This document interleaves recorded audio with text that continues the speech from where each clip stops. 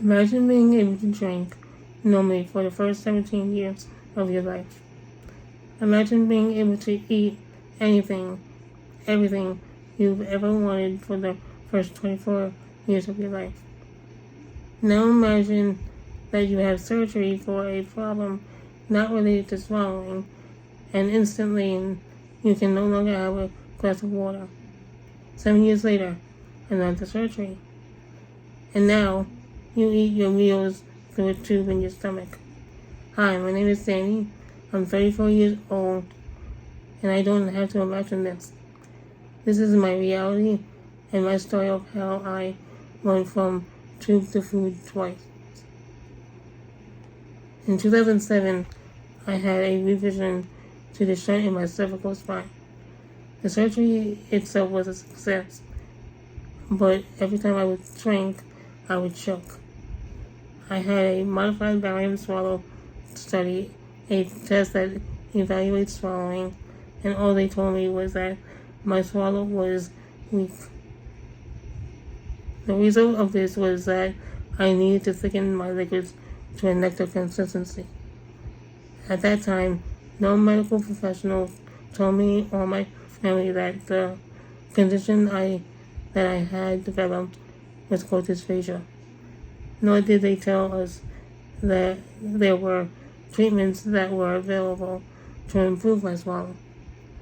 So, for the next 7 years, I faithfully thickened all my liquids, never questioning. In 2014, after another shunt revision, my swallow was severely weakened. In addition, my vocal cords were left paralyzed in the open position. I was unable to speak, unable to breathe on my own, and unable to swallow food or drink without it entering my airway. Doctors inserted a feeding tube into my stomach and sliced a hole in my neck, putting in a tracheostomy to help me breathe.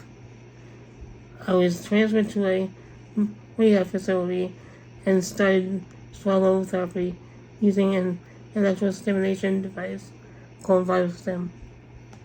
Electrodes were placed or attached to my throat to send small amounts of electrical currents to my muscles and basically wake them up. While I was hooked up to the electrodes, I was also doing some manual swallowing exercises. But after 2 months of therapy, I was still having trouble swallowing. I was well enough to go home and was able to have the tracheostomy removed, but my only source of nutrition was through the tube in my stomach. Needless to say, my dysphagia had a major impact on my mental health.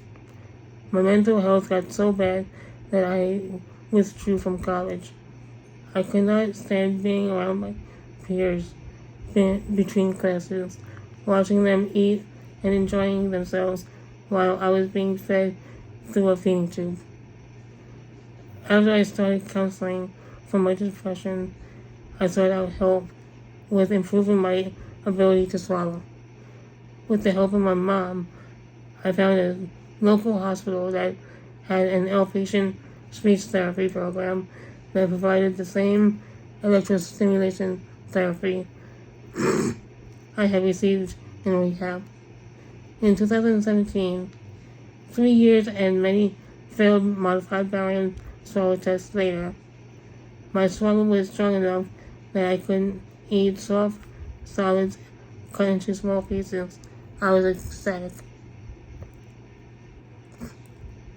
Unfortunately, in 2018, after another surgery, my swallow was taken from me for a second time. I spent 2 months in the hospital with no swallow therapy. I was again admitted to a medical rehab facility which offered VitalStim. Unfortunately, due to many complications and more surgeries while being there, my swelling did not improve. Back to the feeding tube, back to social isolation.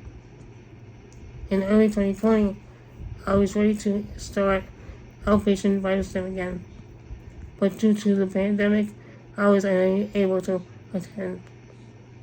Again, my mental health suffered, so I started virtual counseling sessions. In early 2021, I was able to go back to outpatient speech therapy. After a year and a half, I was finally able to start eating a pureed diet. It was a start, but I was still determined to get back to something bite-sized diet that I was previously on. I continued the electrostimulation, and in May 2023, I was upgraded from a pureed diet to a Minced and Moist diet. This diet requires food to be very soft, very easy to chew, and easy to form into a bolus. It was not something bite-sized, but it made me happy because I was actually able to have a more textured consistency instead of a smooth puree. Fast forward to March 2024, my speech pathologist suggested a FEAST test. This is a test where a small, flexible camera is put through my nose and into my throat to see what is happening when I swallow. Unfortunately, I was not able to upgrade to a soft and bite-sized diet, which was my goal. In August 2024, I had my last swallow test. Although I was hoping for more improvement due to some paralysis in my throat, I was told that continuing therapy would be in vain. However, I didn't lose what I had already achieved. While I was disappointed, I had to remember that all my hard work had allowed me to go from a feeding tube to eating a minced and moist diet. When it comes to dysphagia, treatment is crucial to quality of life, not just nutrition. And while dysphagia is a physical disorder, it absolutely affects mental health. For me, an ideal comprehensive treatment plan for dysphagia would include both physical treatments like vital stim and treatment for mental health like individual talk therapy. One specific area that should be addressed is the paralysis of the throat muscles due to medical intervention. That could make a huge difference. I am proud of what I have achieved, but I live in fear that another surgery will take my one step forward and two bites back.